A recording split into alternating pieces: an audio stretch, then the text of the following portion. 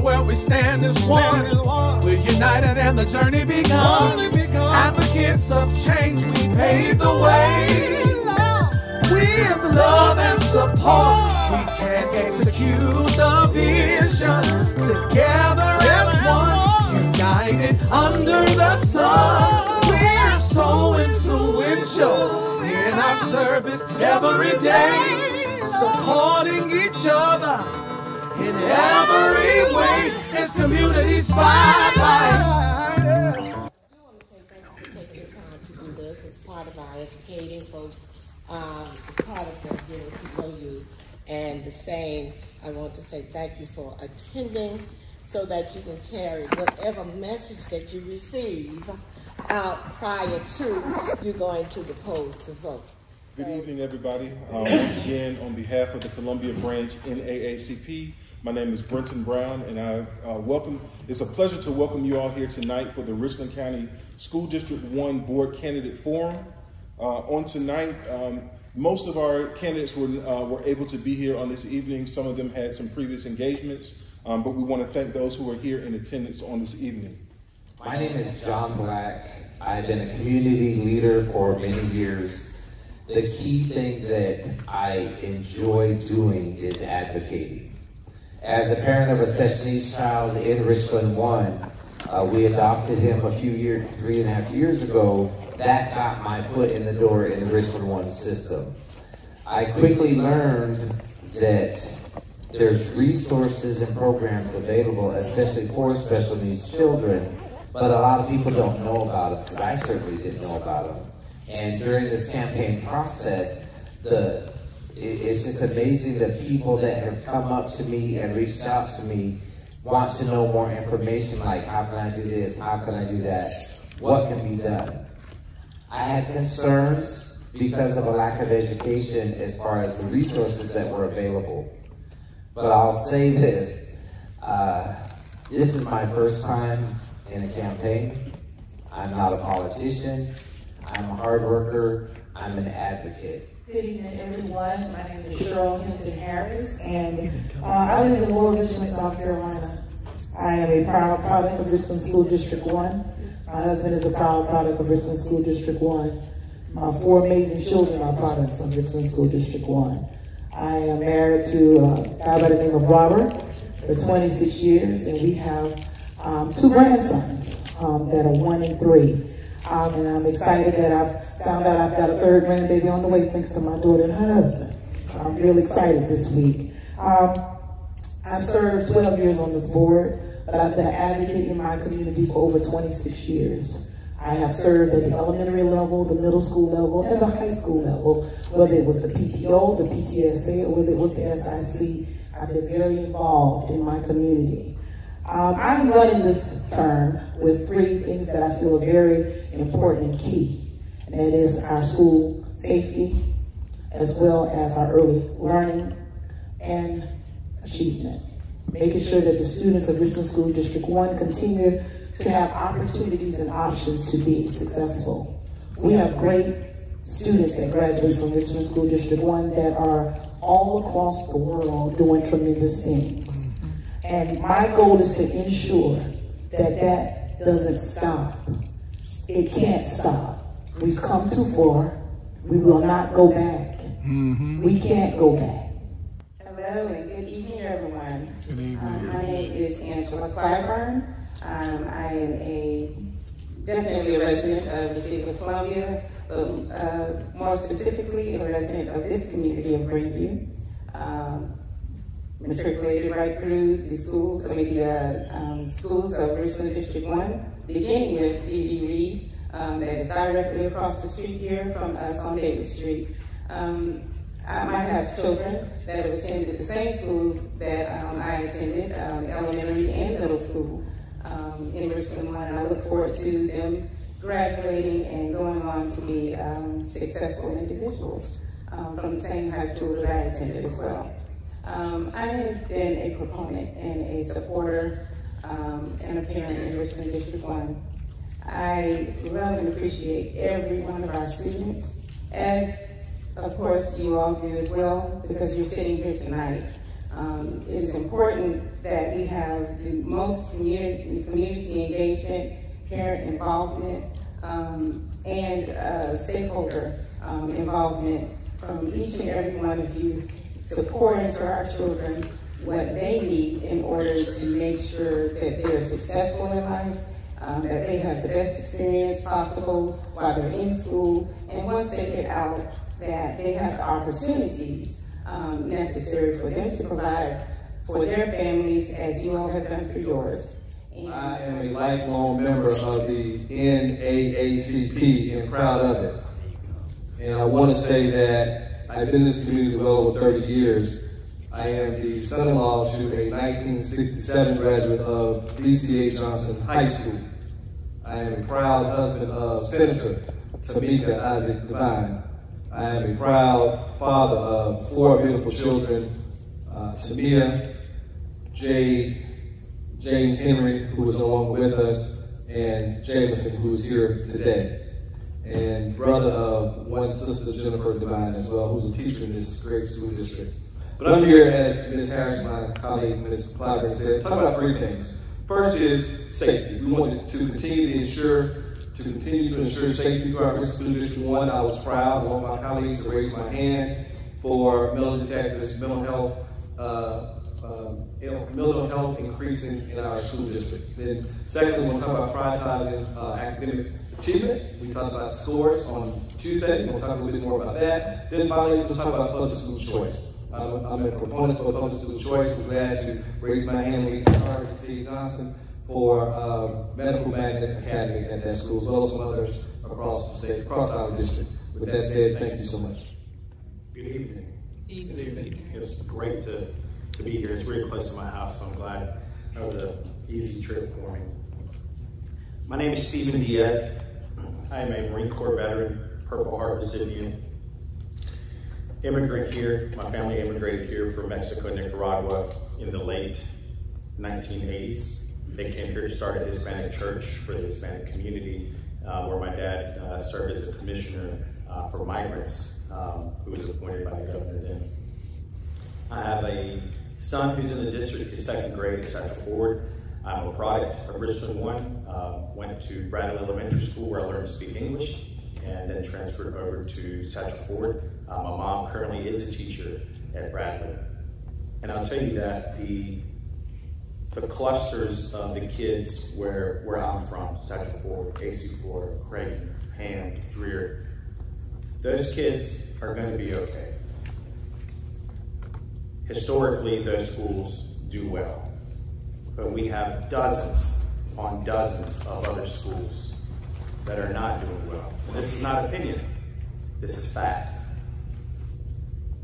We have over 50% of kids who cannot read, who cannot do math. We have a third of our schools who are just not doing well. They're not meeting expectations. We only have 4 out of all our schools in total who are rated as excellent. Another 12 that are rated unsatisfactory or below average. And that is what legacy is for these children. Well, good evening, everybody.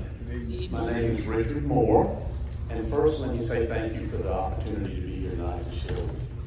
I've introduced myself to these things a number of times lately, and often with the same information that you can read on my website or in the literature that's been distributed. So tonight I'd like to share something a little bit different that you may not have heard before. I know what it's like to have my integrity questioned, to have people doubt my intentions, misrepresent my agenda, and I do not like the way that makes me feel. Getting used to it, but I don't like the way it makes me feel. Therefore, I'm determined not to question the motives of any of my opponents by suggesting or assuming that their intentions are not good ones. In fact, I'll go so far as to concede that I believe everybody up here on this table tonight feels like they have the best interest of the students and the families and the schools of District 1 in mind. But I will say this. I've heard a lot about the accomplishments of the district and of individuals in the district. I've heard about the progress that we've made, that we're improving some of our schools, even if it's just a few at a time. And I had even heard it stated that the district, like any organization, is not perfect, and we know there's some things that we need to do, but we are continuing to move forward. And I don't take issue with any of those statements. I would not take anything away from the accomplishments of the district or the board or the administration. I'm not here tonight to tell you how to vote. If you're content with where the district is and how business has been conducted over the last few years, then you know what candidates to vote for. Because I haven't heard a whole lot about an intent to change how things are done. Hello, I'm Crystal Williams. I see so many familiar faces out there. I am running because I want each of you to get a return on your investment in the district. And what's your investment? Your investment is your tax dollars, just like a 401k. We invest in a 401k to get something back. And if I'm elected onto the school board, I want to ensure that you get the maximum return on your investment. My educational experience spans from being an instructor in law enforcement, being an instructor in the military, and also being an adjunct professor at Columbia College. So I have seen students go from not knowing anything about a profession to the light bulb going off and fully functioning in a profession.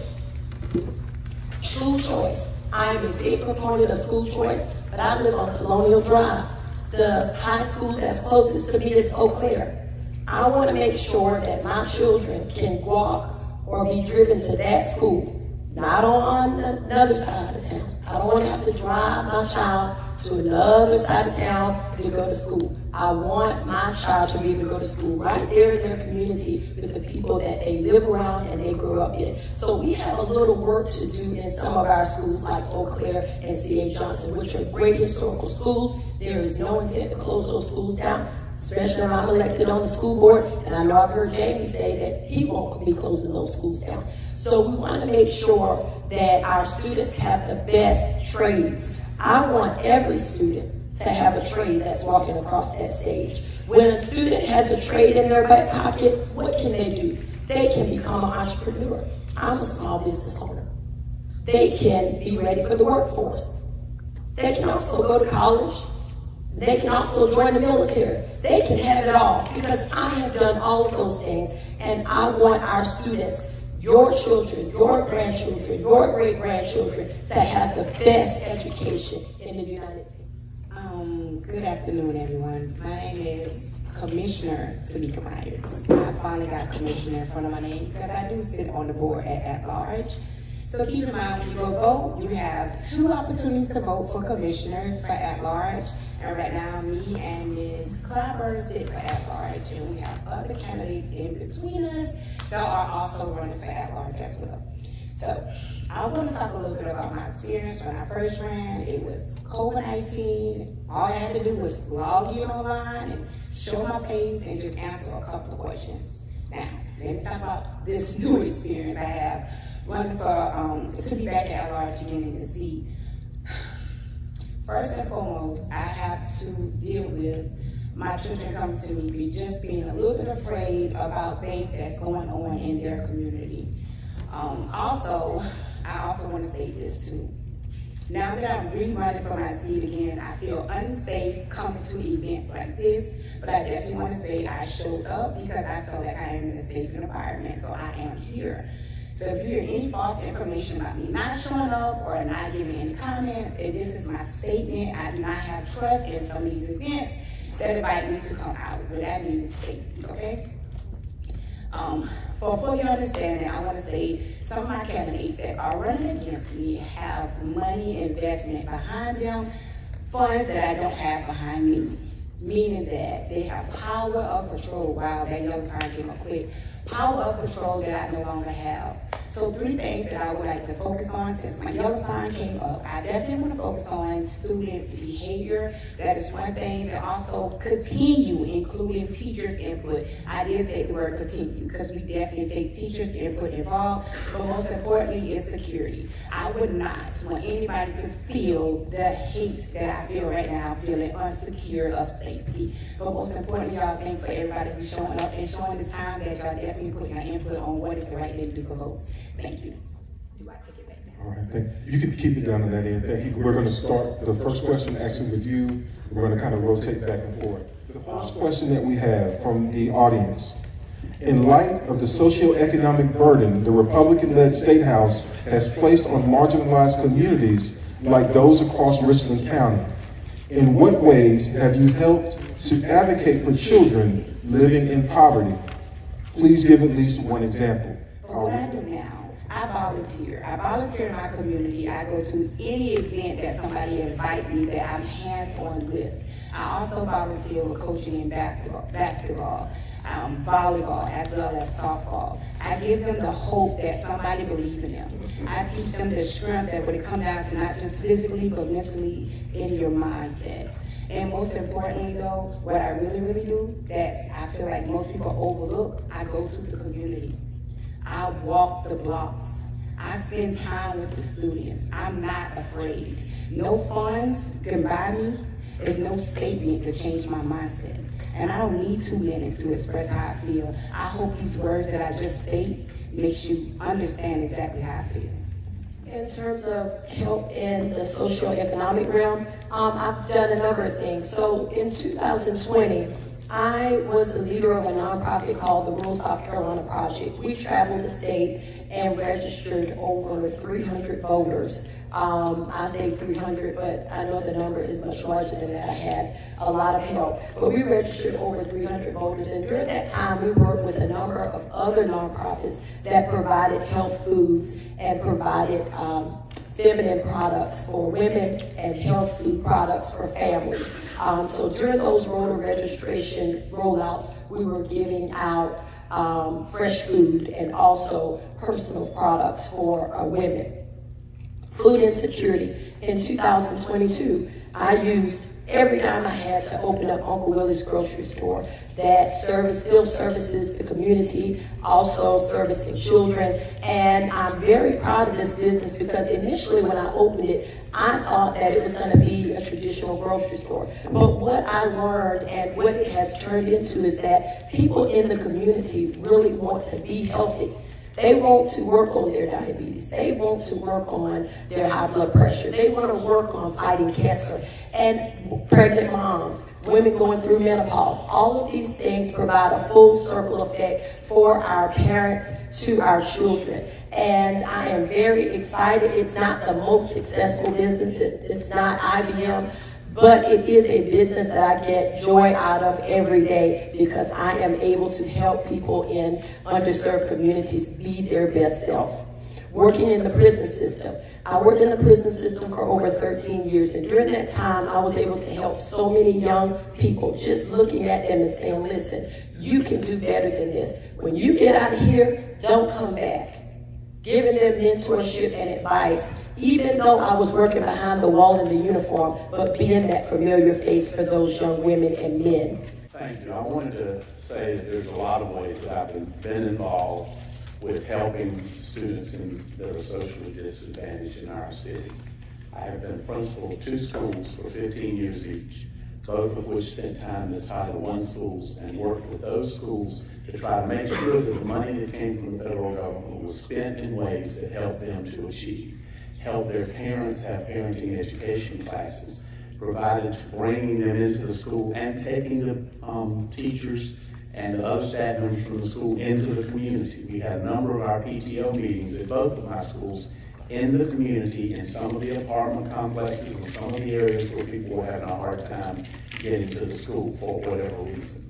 I'm a member of Eau Claire Baptist Church. We have a partnership with Koinonia of Columbia, of which I'm one of the board members. Koinonia of Columbia is a nonprofit organization that works with families and students in the 29203 area. We have an after school, we have a summer program, and we have a mother's support group. Our church also has a food pantry that, because we have associated and partnered with Hyatt Park Elementary and Arden Elementary to work with children specifically in those schools, our food pantry has also worked with them on an emergency basis to help provide items when people were in need and had to have them. What impact was making to children who were less fortunate? And it was specifically field trips. Some of them weren't able to attend field trips because there was a cost to that. we were able to find out how can we help them go on these field trips just like all the other kids go. And we realized that some of them were asked that they had to do community service, so they had to come into school to do things. And well, that's great. Not all kids were able to do that, so we were able to get rid of those hurdles so that those kids could be a part of that. I'm on the board, and I'm a founding member of a nonprofit called Hidden Wounds, and we provide mental health services to families and children for free, so that they don't have to pay for those services that are so needed. We also provide food for those who have food insecurity, and that's programs through Hidden Wounds. I'm also on a board here locally called Operation Celebrate Freedom. That for free goes into the schools to give them what's called STEM, STEM programs for free that allows them to experience things, get hands-on experiences for the children that might not be able to afford or have those opportunities that they do at other schools. Again, thank you for the question as well. We've been able to advocate on the national, state, or local level to bring funding to Richland School District 1 and activate some of each of those levels. We'll start with national. We were able to get funding for the IDEA program here at Richland School District 1, which is Individuals with Disabilities Education Act. Which is not fully funded by the federal government, although it's a federal mandate. It's not fully funded by the federal government. We get about 10% from the federal government to help our children that are able differently. Then on the state level, we were able to advocate, as former state president of the School Boards Association, I was able to advocate against vouchers. We know that vouchers in 2020, 2021 was hit real hard. And I will say it finally did pass, but then our Supreme Court did not allow it to go into law, which we're very appreciative of. So I was able to stand at the table in front of those senators and House members at the state level to advocate against against private school vouchers. And then on the local level, as we do each and every day, I was glad of my colleagues to raise my hand for increased funding for our mental health counselors, increased funding for our social workers, increased funding for SROs throughout the school district. So those are just some of the things that we've done on the state, national, and local level. And then just to follow up and to close out, I was glad to raise my hand and advocate and co-lead with our now deceased brother Vince Ford, to co-lead the not language immersion, but the C.A. Johnson Medical Magnet Program back in 2012. And I'm proud to say that that program is still going. We're working right now. We should have maybe 2 or 3 doctors to come out of that program real soon. About 100 of our young people have gone through that program and have been successful in their future endeavors. Some of the ways that I've been able to take part in advocating for students in poverty have been, the district actually provides housing clinics for families in Richland District 1 who would like to, find more opportunities or create more opportunities to either work towards owning their own home or fixing their financial status situations so that it will put them in a better position to one day own their own homes. And to ensure that we provide career opportunities and more career opportunities and pathways for our students, to provide options and, to create for some individuals, some students who are in those situations, a way out and a way through, some difficult circumstances so that they can have their own careers and provide for themselves and their families. One thing that is near and dear to my heart is financial literacy. I would like for us to expand more financial literacy programs within our schools, and not just starting with middle school. Some people think middle school is the time to start. No, it needs to start way earlier, kindergarten, and making sure that we're bringing them up and providing that foundation and those life skills to better manage your finances and how things need to operate in the home and to improve your life. So be quick. And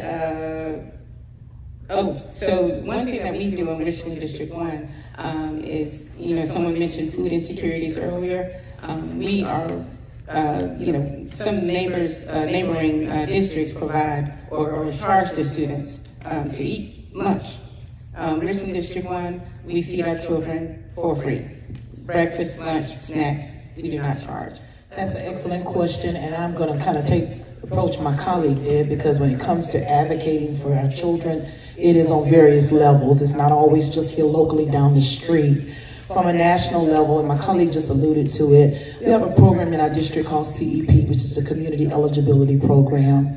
I was the board member that traveled to DC and brought that program back to Columbia to ensure that the students in Richland School District 1 would not have to pay for breakfast and lunch. And I'm appreciative that my colleagues supported that. Even after many challenges, they supported that. So to the parents that sit out here, your child does not pay, you do not pay for your child to eat breakfast and lunch in Richland One because of our advocacy at a national level. I was just at a conference a few weeks ago in DC, again advocating, because right now they're ruling our hotspots and our Wi-Fi on our buses unconstitutional. And being able to sit in the presence of folks such as Congressman Clyburn and others, he immediately filed an amicus brief in our regards. And that is so important, because a lot of times that we are facing challenges here locally in our school district, it's not always downtown at the Capitol. Sometimes it's in DC. So that's on a national level. On a local level, here in the state, I advocated for the mask mandate when we were going through COVID, when folk were wanting us to go back to school unprotected. We advocated. When there were laws and rules that were telling us in provisos that if we used our dollars to purchase these masks, that they would take the funding from us. Then on a local level, I also am a part of a nonprofit. Over the summer, I ran a 9-week summer camp for free for 140 kids in my community. I also offer free piano and voice lessons to our students. I mentor. We've offered scholarships now for over 18 years.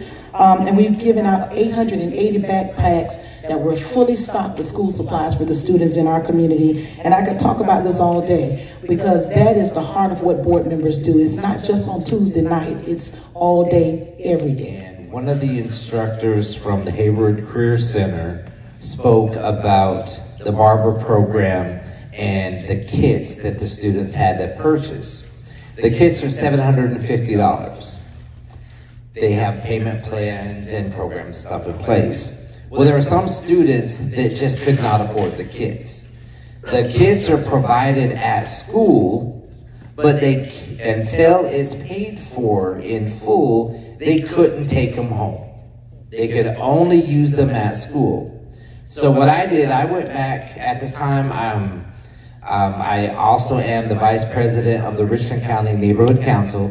I went back and talked to my executive committee, and we approved a plan. We did a fundraiser. So advocating for children, my first example is we did a fundraiser, and we were able to raise $1,500. So we were able to pay off 2 kits for 2 students. Now that may not seem like much, but for a class of 20, even having 2 kids that could not afford to buy their kits, so they can use their tools at home at night, on the weekend. God, that was fast. So, I guess I'll stick to my one, but as an advocate for the community, it's like you look at Big Homie, Little Homie, you look at the All Kind Foundation, all these other organizations that I have worked with and have since been endorsed by, is all because I have advocated for children in Columbia. The question is, what can be done to improve student achievement and ensure everyone who graduates is college or career ready, particularly those students who may not be near being ready at this moment? Thank you. And I'll first start by saying that advocacy for funding is critical to ensuring our career and college readiness programs are sustained. We don't have 16 programs only at Hayward. We have 16 programs across the district. Each school has a focus. So I would say we will continue to ensure that those schools have those focus programs in them, as well as what we do at Hayward Career. We would also continue to make sure our CCR credits are being put in as they need to be. We know that those were some of the challenges that we faced on our current report card. We would also support and continue to support our dual enrollment program, where students are graduating from college before they graduate from one of our high schools in Richland School District 1. We will continue to support our teachers. This is very critical. With us being a district here in the Midlands with one of the highest starting pays of $50,100. We're the third highest in the state of South Carolina, and I believe that that has helped us to bring in, not just to recruit, but also to retain high quality teachers that see a district that takes value and stock in ensuring that teachers feel appreciated. And then also attacking the chronic absenteeism in a very high poverty district, making sure that we understand the whys of why these things are occurring, but also working with families to help ensure that the societal ills that plague our community are addressed. You can no longer just educate in the building. You must go into the hearts and the homes of the parents that we serve in this district. So all of those things will help us. But also advocating at a state level, where we have a state that tells a school district you can only be college ready or career ready and you only get 1 point. So I think that it's important that our constituents understand the system is flawed, because you can't have it both ways when it comes to this plan that they have us on here in the state of South Carolina. Thank you. So that I can finish my story. So back to the Hayward Career Center. It's a phenomenal program. For instance, in the barbering program that I was talking about, I have since been asked to join the Master Barber Program Advisory Committee, and I'm proud to advocate for them. What they have done and are doing, they repurposed a modular unit that sits on campus and turned it into a barber shop for the students. So students can go in class during the day, and after school, they're able to go out to that modular unit and make money, build their clienteles for when they graduate, and learn the aspects of their business.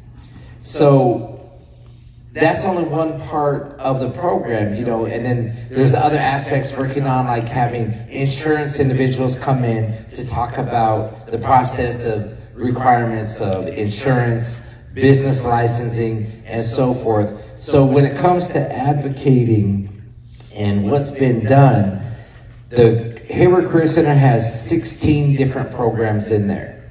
There's students that are graduating, before they graduate high school, they're ASE certified. There was one student last year that had his IT certification, and I don't remember exactly what it was called, but he had an IT certification that after he graduated high school, he had an $80,000 a year job waiting for him in Atlanta with IBM. The Hayward Career Center is pivotal, you know what I'm saying? It is crucial to important, yes. It's crucial that the students are aware of the opportunities available there, because not everybody is meant to go to college. So as far as being college ready, Richland District 1, we've implemented some things that make sure our children are on track and stay on track. If they are not on track, then we have coaches that follow those students to make sure that they have what they need, the support system that they need, the parent involvement that they need, and those parents have those resources that are available to make sure they're using the correct tools, they're making sure they are aware of where their children are, as far as being on track. So I think that's very important, because we don't want to wait until your senior year to realize, I need 3 more credits and I'm not going to be able to get there because we didn't catch this early on. So that's one thing that we're doing. Also, we have interventionists to make sure math and reading interventionists to make sure our students get that support. If they're weak in those areas, they get the support that they need in order to strengthen those skills to make sure that they are ready for college if they would like to attend. As far as being career ready, the 16 pathways that we have around our district is the definite opportunity builder, for our students to make sure they are prepared for the workforce and for their future, and hopefully they'll stay local. That's what our goal is and our gains. And these plants coming to, and companies coming to South Carolina and to our county is pivotal, important. I wrote down a bunch of stuff, and I ditto what everybody else was saying, but let me get it to, as my good friend who's now deceased, Joe Madison said, let's put it where the goats can get it. So let me ask a question. So in your mind, raise your hand. Let's talk about college and career readiness. When you graduated from college, did you have a composite 20 or higher on the ACT? Did you have a composite 10-20 or higher on the SAT? Did you have a score of 3 or higher on the AP exam? Did you have a score of 4 or higher on the IB exam? Did you complete at least 6 approved dual enrollment courses with the C or higher? I graduated high school in 1993. Let me be real clear with y'all. I didn't fit any of this, but I went to college, graduated. I'm now a successful entrepreneur, businessman, and a community advocate. So I would have got 0 points for my school district based off this criteria. I think folks need to understand what college and career readiness means. That's the college side. Career side. Are any of you what we call CTE, which is college and career technical completers, and earn a national or state industry credential? Did you earn a level 3 or higher on the WIN or silver or higher on work keys? Did you earn it on the scale of 31 or higher on ASVAB? Did you complete a state-approved work-based learning exit examination from an employer? And finally, for our SPED children, did we do a completion of high school employability credential? If you didn't meet this criteria, you get 0 points. So that's me. I didn't score 10-20 on the SAT. That's the only thing that I took and I qualified for. I didn't do IB, I didn't do AP, I didn't have dual enrollment. So therefore, I would have got 0 points. Doesn't make me a failure. So let's understand what we're talking about when we talk about college or career readiness. Thank you. I have a background as a financial advisor in human resources, so I like numbers, and those are great numbers, but I want to see what kids can't do. Here's what the state says in the latest report card. We have 17 schools that are below average or unsatisfactory. Here's the state's definition of unsatisfactory. School performance fails to meet the criteria to ensure all students meet the profile of South Carolina graduate. So if they're not prepared to graduate, they're not prepared to go to college for what future they may have. We're into the second 9 weeks of the school year, and we have 95 openings for teachers. So what can help, and that was up to the 21st, so what can help some of these kids be ready? And I know that we'll probably talk about that here soon, but it's to put the right teachers into the classrooms, not merge classrooms together to lower that number, or not bring in teachers that are not appropriate for the subject that they're in there for. And so that's what we can do to help that, because it's, yeah, teacher retention, bringing teachers, but we have to stop the bleeding, because we're a revolving door of teachers leaving because they want to go somewhere else. That's just what the facts say. And that's what I got to say about that.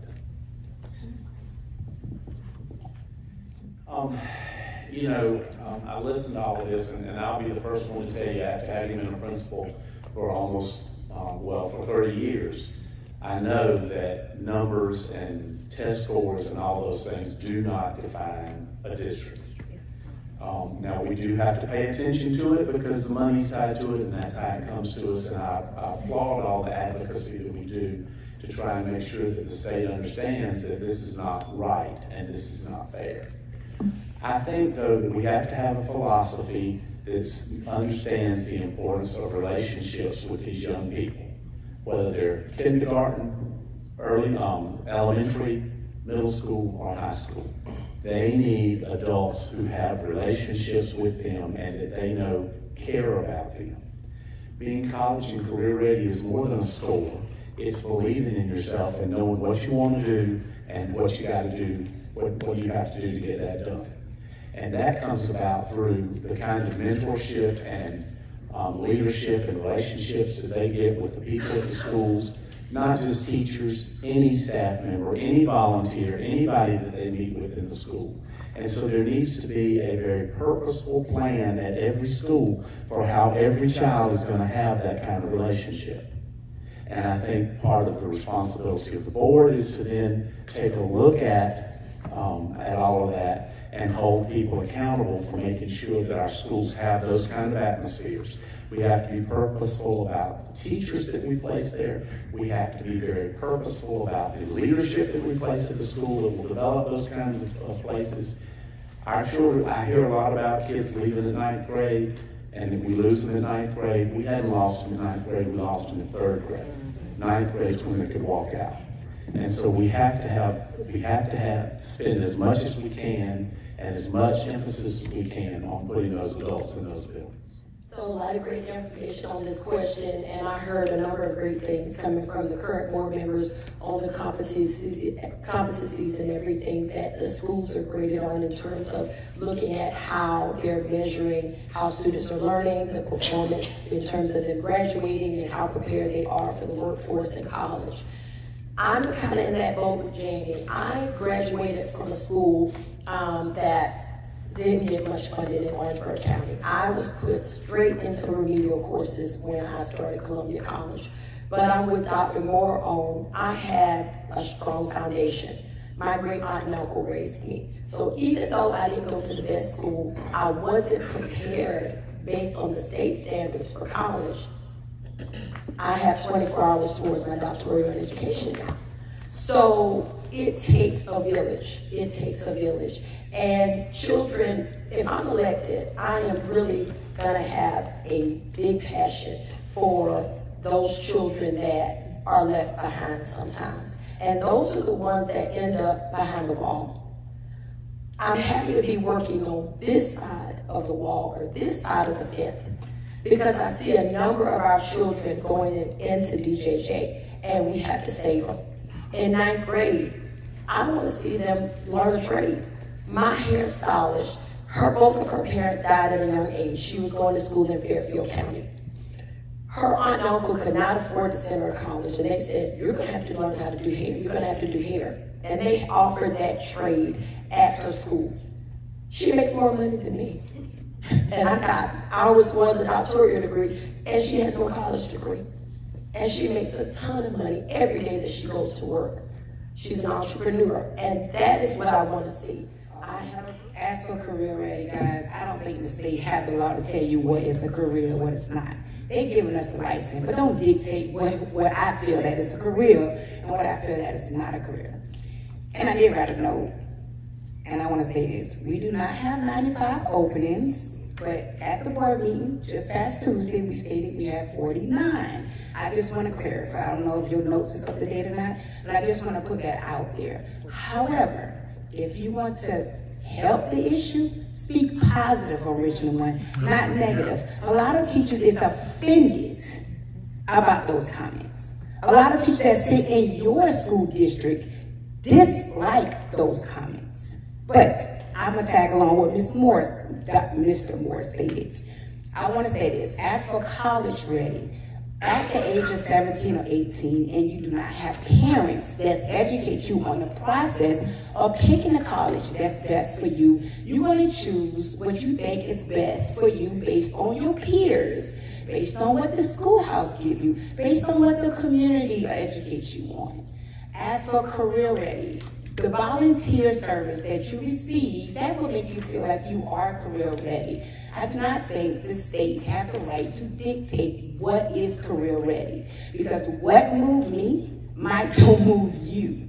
And for a statement, I would definitely want to put out there, Richland One is career ready.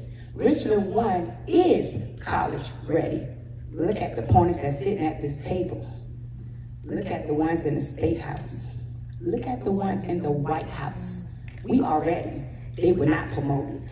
What can be done, or if you are a current member, what have you done to help increase the recruitment of new teachers to the district and or retain experienced teachers to Richland One? Thank you. So I had mentioned this earlier about stopping the bleeding of teachers leaving. Because from what I hear from teachers is, and this goes back to my background in HR, the exit interviews are not being done as they should be done. And as an HR professional, when those are done in a correct manner, that lets you know what is really happening, why are they leaving, and what can we do better. If we're not stopping that, then trying to bring in new teachers while we have a leaky bucket, as you could say, is really not going to do much. And so my focus is going to be working with the HR department, working with the HR team to figure out what is happening, are we doing the right things that we're supposed to be doing, and then at that point, it's a great opportunity to then focus on our retention and our recruitment. Thank you. Thank you. So let me just share with you the most recent information that just came out again on Tuesday, and my colleagues already know this. We've increased our teacher retention. We've increased the teacher retention rate from 77.5 to 83.7. So we're well on our way to go where we want to go. And I also have a copy of our strategic plan.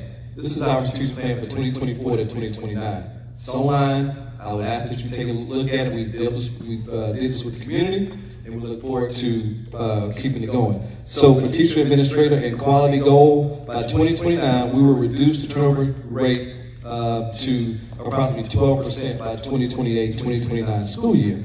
So some of the other things that we've been able to do is have, Ms. Harris said earlier, one of the highest competitive salaries in the local area, also across the state. Also, we provide home ownership, down payment, closing costs. We also provide some moving expenses to some persons who tend to move into our area. We also provide mortgage, first-time mortgage, home buyers, down payment, closing cost assistance. I think I mentioned that. We also provide some additional I think savings account, free savings account, checking account for citizens, work with them on that. And there's a myriad of other things that we've done. And what we try to do is also, with our climate and culture, at the school level, I will say this, and I give credit to Dr. Moore, when my children were in school, they would go out to the community and make sure we had PTO and SIC, and I use Barbara Terrace as that example. And so we want to make sure that all of our teachers feel good, feel safe, and that the culture of the school is thriving and surviving. In order to increase teacher retention and recruitment, I think we need to start with the facts. A correction was made up here today. That was major. Because to believe that first figure that was put out there, 95 teacher openings still left in our district, it was incorrect. And all we have to do, people talk about transparency. It was put out in the community via a board meeting, a public session. So I invited more people to attend those board meetings. You can view them online, so there's no reason why incorrect information should be put out. But that's one of the things that is an issue that we have as far as teacher retention and recruitment. That is viewed as a negative thing if there's a drop or if there's a rise in teacher vacancies. But incorrect information being put out and putting that spin on it is viewed by people in a negative light to say, I don't want to go work in that district. Things are improving. They're on the rise. Our student growth as far as their achievement is growing. So that information, we could use community support, community, leaders. Join us in communicating this to the public. We have some people in the audience, those groups and organizations that work with our district already. We have Divine Nine in the audience. We have 100 Black men that are all in our schools today. But we need more community support, and I think that goes a long way when teachers see that we have that support, we're gaining, we're trying to attract more support, and I think that goes a long way with our teachers and where the perception that is out there about our district. Thank you. I will start first with the recruitment piece. I believe that it's important that we continue to add to our teacher cadets programs where we have students right now in our high schools that are actually in our elementary schools teaching. We're growing our own. You know, when you go to DC and they tell you in 2017 that there's going to be an 800,000 teacher shortage in the world, you don't just sit there and wait till it happens. You start growing your own. We are now working with our seniors with providing flex schedules. For those of you, y'all in the audience retired, want to come back, you can set your schedule and come back to Richland One. These are the things that we're doing to retain and also recruit teachers that have taught in our district. We've also provided things such as rural stipends. You have schools in the rural community. Richland One is urban, suburban, and rural. So our challenges vary 5 miles up and down the road sometimes. Those rural stipends allow us to bring in teachers from across the scope of Fairfield County, Sumter County, Orangeburg County, as far as Aiken County, into our district. But those extra dollars help teachers feel appreciated by this district. I recall getting a call from one of our teachers who told me at the end of the 1,000-year flood, I got to decide whether or not to buy my medicine or come to work. And this district decided that we would go and put a $500 gas stipend in every full-time employee's hand and $250 cash money so that our employees could get to work because the prices were high. And I would say this to you, when a teacher feels appreciated, they're going to come to your district. But again, the negativity hurts a district's ability to recruit individuals that want to be a part of our district. Security is another challenge that a lot of them talked about. That's why putting the metal detectors in and the campus monitors were so important. It wasn't just for the children, it was also for the teachers to know that we hear you. You want to feel safe in your classroom. So I would say one of the greatest things you can do is listen to your teachers and support them. One thing about being an advocate for students, children, is, let me back this up. One of the most frustrating things about being a candidate at things like this is dealing with the misinformation, the scare tactics, the worst case scenario. We all know in the current political system, if a particular candidate doesn't agree with it, it's fake news. But yet they still go on and on and on. One of the issues with retention, which, as they stated, and I hated that they took my talking points, Mr. Devine, but it's important to note that the teacher retention from the previous year has increased from 77.5% to 83.7%. The district is doing something right and increasing the retention. So when you get candidates up here sharing misinformation, trying to scare you, trying to imply how bad the district is, that doesn't help anything with teacher retention. You're telling that the teachers that are staying and being retained because they chose to, you're telling them they don't matter. And that is sad. And everybody should take note of that, of the candidates that are more worried about sharing negativity and degrading the district rather than actually coming up with a solution to present forward. And that's not what's happening. But then at the same time, you got to look at who their endorsers are. Research their endorsements, and you will see why that is their open speech. I'm going to open up what Mr. Black was finishing up trying to say. First, I want to say this. The state newspaper, and I'm going to say it because I want to say it, haven't write anything positive about Richland One since I moved to Richland County 12 years ago. Why do we think they're going to say something positive about Richland One today or tomorrow? But they endorse 3 of the candidates. So what do that mean? They're going to start speaking positive about Richland One? Oh, hold up, time out. They can't say nothing negative about Richland One? Let's talk about the teachers. The teachers at Richland One hated that statement in the newspaper, hated that statement in the media. You know what they did? Put in extra work. They came to the board to put in extra work willing to stay late hours, to work together, to fix our issues. They threw a curve at the state test, we fixed it. They had an issue on how much we pay, they volunteer. The teachers at Richland One want to see the growth in Richland One. They're not running from the issue, they at the front line. You know what the difference for Richland One School Board? We're in front of them, we're willing to stand in front of them to say our teachers deserve the right. Not just here, but at the State House. Do your research on this endorsement. You know why this question is a question tonight? Because the state new paper made it a question. Because our candidates put it on social media to make this a question. Ask the teachers, are we perfect? Are we perfect? We're not perfect. Do we have issues we need to fix? Yes. But guess what? Our door is open to all teachers, all principals, and we are willing to fix the issue.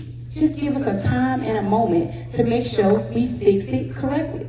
Thank you. So on the upward spiral of the district, if I'm elected, some of the things that I would focus on to continue that upward spiral is putting our teachers' faces and voices out there to show that they are excited about working for the district, because in any profession, the best word of mouth is what? The people that are in those professions. If you see their faces and you hear their voices and they're speaking positively and telling you about the experiences, they're able to continue to attract more teachers. I heard someone talk about the recruitment piece. That's part of the recruitment piece. I worked in corrections and the military, so we always put our new officers out there that were very energetic and talking with the community to be able to recruit more people into the profession.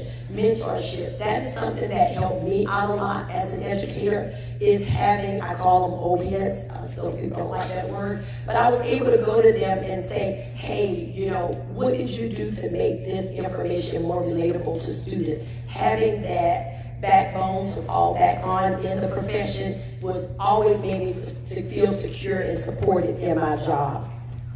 Teachers being supported with having the proper classroom material. We don't want teachers struggling trying to get classroom supplies. Also, I heard salaries, so continuing that incentive of building our teachers' financial capacity up, and morale and the environment, making sure as we continue along the way that we are doing those checks and balances to ensure that we are getting the best performance and we are giving the teachers the best support so that we continue the upward spiral within District 1. I think all of us have heard the research or seen the stuff about the research about the fact that teachers are so important in the classroom, that they're that number one person in the classroom, and that they are the ones, that's where the biggest difference is made in when children succeed or don't succeed. And I think that goes back to the relationships we talked about. But I'm going to tell you that the retention at a particular school, the person that's the most responsible for that are the administrative leaders at that school. They can stand in the breach and make teachers feel wanted and supported regardless of what happens at the district, state, or whatever level. And that's why I think it's so important that we spend some time picking out people that we know can develop those kinds of relationships and develop those kinds of classrooms, because our teachers need nurturing, challenging, safe, and effective classrooms just like our students do. It has to be a team process, and they need schools like that to work in. And so I think that we need to choose the right people for those leadership positions. We then need to involve teachers and principals in going out to find teachers.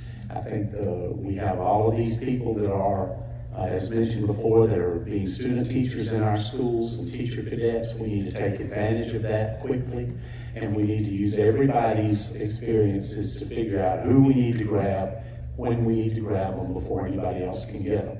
And I think that requires, again, some purposeful planning that I'm not sure that we're getting consistently across the board. And the fact of the matter is that whereas we may have increased the increased teacher retention, we have to admit the fact that it's not consistent from school to school. and I think we need to take a look at that. Closing remarks. I am Commissioner Myers. I definitely want to say, go out there and do your research. See what's best for you individually and what's best for your community. Don't believe the fake news. If I could leave a little tip out there, let's start our own social media, our own newspaper, so we don't have to pay for false news.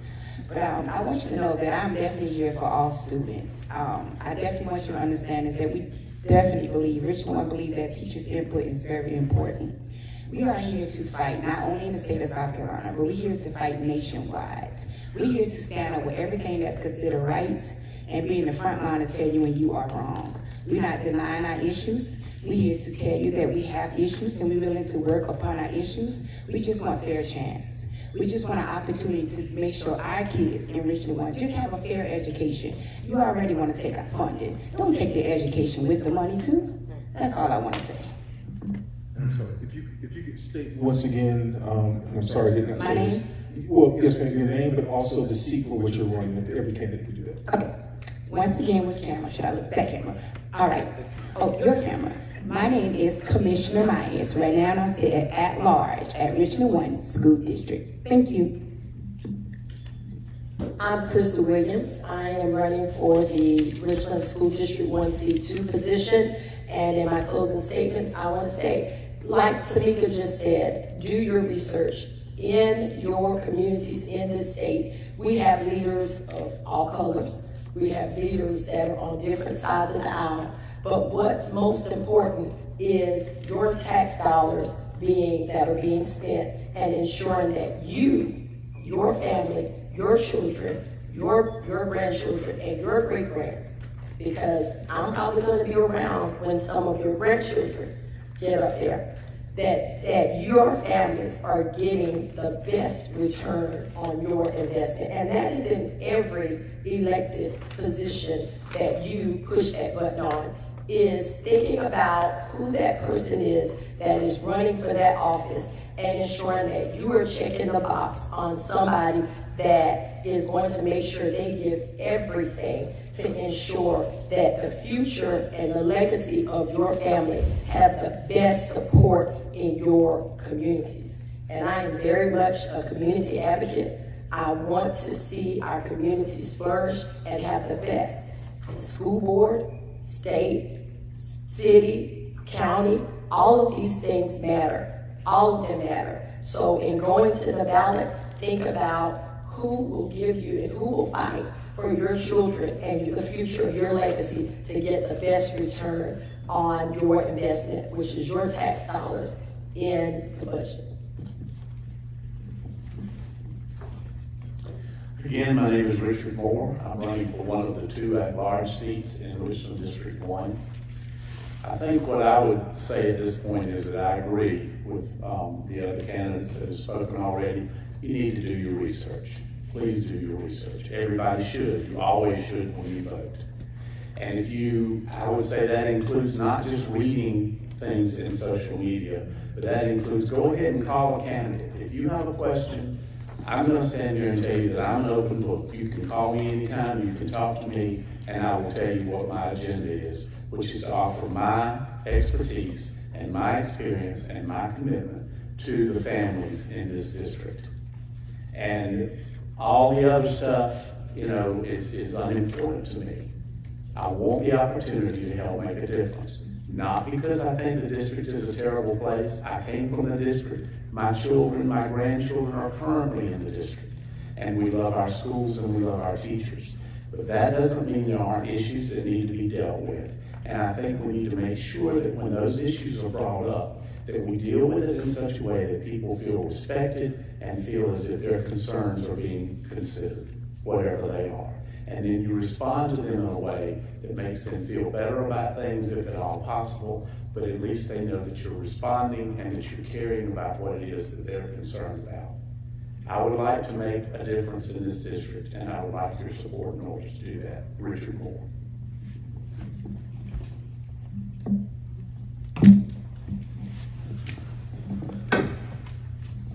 Thank you. My name is Steven Diaz.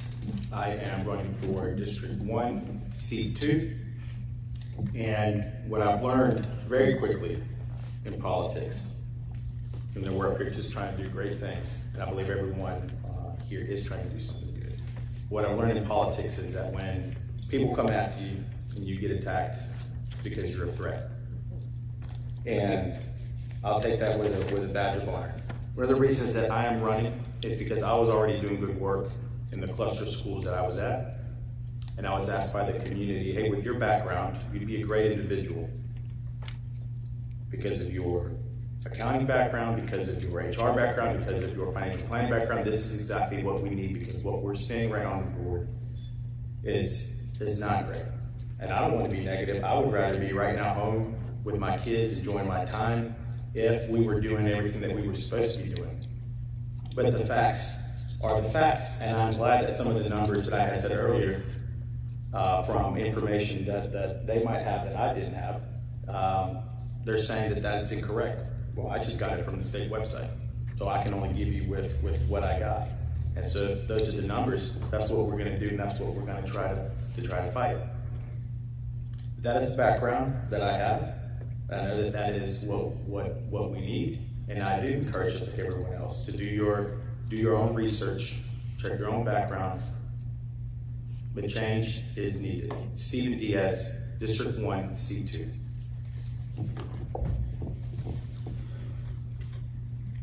In closing, thank you all so much for being here. Thank our Columbia branch of NAACP, where again I'm a lifelong member of the Columbia branch of NAACP. We thank you for putting this on tonight. 3 things we want to talk about. Student safety, we want to continue that in the future, that we have metal detectors, also have mental health awareness for our young people, and also mental health awareness for our teachers. In addition to that, we want to say, again, I was part of the team that had this program called Handle with Care, that when tragedies happen in our communities, our social workers along with the Columbia Police Department get together and they talk about those issues that happened the night before and that trauma that happened, so that our young people and our teachers are aware of what happened the night before. Then finally, we talk about prioritized student achievement. We want to make sure that students have individualized curriculum standards. We support our teachers in those targeted interventions, particularly for our struggling students. And then lastly, we want to focus on data-driven results. That's what we've done thus far. We will continue to do that. We have quarterly updates. I encourage each of you to go online when we have those quarterly updates, and we'll continue to move that forward. And then lastly, public school choice. Again, I was glad to raise my hand in 2012 to offer public school choice for C. Johnson Cluster, and now continue on to the language immersion program over at Carver Lion. So with that said, I'm committed to our parents, to our students, to this community. I am Jamie Devine, running for Richland School District 1, Seat 2. Would love your continued support for another term on this board. Thank you. Thank you. Thank you so much. So in closing, I will say that beginning tomorrow and every day until November 2nd and on November 5th, we have a very important decision to make. If you have not already cast your vote, go before November 5th, that's my advice. But if you cannot get there, please do not miss out on this, because if you're here tonight, that means you care. If you're here tonight, more than likely you have a person in your family or that lives next to you, or a friend of yours, someone that you work with that cares about Richland One, that cares about public education. So we've seen nationwide the groups, special interest groups, conservative, right-wing groups that support the former president, Moms for Liberty. They're nationwide, and they're making gains to turn back the gains that everyone, or all districts around this country have made in public education. They've been successful at banning books, which have unfortunately turned out to ban books like on Martin Luther King, books about Rosa Parks. They've been banned because of book banning. They've been successful at flipping school boards to replace, unfortunately, they say it's not about color, but they've been successful at replacing black superintendents that should not be replaced because they're qualified and they're successful at growing their students. Here in Richland One, we don't need that happening. We do not need that happening. So we have to think about what is the agenda? The agenda is to disinvest in certain communities. The agenda is to, not provide things that we know will grow our kids, like early childhood development. We don't need that happening in Richland One, so please remember that, November 5th. Angela Clyburn, Richland District 1 School Board at Large. Thank you. I'm Cheryl Hinton Harris, and I'm running for Richland School District 1, Seat 4. I've been doing this work for 26 years, and I can say that my track record speaks for itself. I'm here for kids. I don't have an agenda, and I don't have motives. I believe that it is my responsibility as a proud graduate of this district to pay it forward for the next generation. So I am fulfilling my obligation to this district. I'm not new to this, but I'm true to this. I've educated myself on the issues. I also have an HR background as an HR consultant and a labor negotiator. How to work collaboratively to continue the success and the growth of the students in this district that we say we care so much about.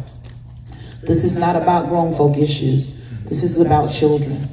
And this is about making sure that when they leave our doors, that they are prepared to compete in a global, ever-changing society.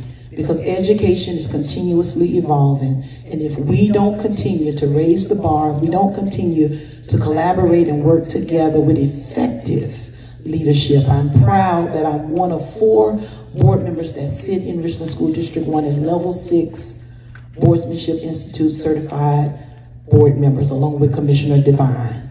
I'm the only female with those credentials in Richland School District 1, and I'm proud of that. And I'm proud of it because I understand the challenges that we face, but I also understand that there is a roadmap to getting our children to where they need to be. And if you look at our data, you will see, in spite of the hiccups in those benchmarks, or whatever you want to call it, the bell curve system, you see growth across this district. And a school that is in my community by the name of Hopkins Elementary is now an excellent rated school in the state of South Carolina. We're doing something right. So I am John Black. I'm running for at-large.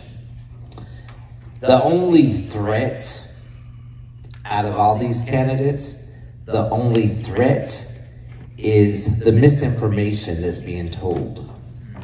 I have been an advocate for a long time. I've been all over this county. I've been in the schools. I've been in the neighborhoods. And when I see something that's going on, there's someone that's doing something positive, I showcase them. I brought them in and highlighted them in the Columbia Council of Neighborhoods. I've carried that on in my role with the Richland County Neighborhood Council. And it's because of these grassroots efforts that I have been endorsed by all the endorsements that I have. Not a group hiding behind a title with ties to an agenda or Project 2025, let's not forget that, who wants to dismantle the Department of Education. Remember that when you hear about endorsements of who's endorsing who, they want to dismantle and do away with the Department of Education. So keep in mind that the endorsements matter. The endorsements I have, Dr. Jamal Breezy Stroud, the founder of Big Homie, Little Homie, Terrence Tucker, the Tuck Project, Alex Wright, All Kind Foundation, Regina E. Williams, a phenomenal community advocate, Janelle White Mitnall, a children's advocate, and John Tyler, a community activist. I have the grassroots level support because I have been on the ground, I've done the work, and I will continue to advocate for our district and our children. Thank you. Once again, thank you to all the candidates for coming out tonight and representing as well.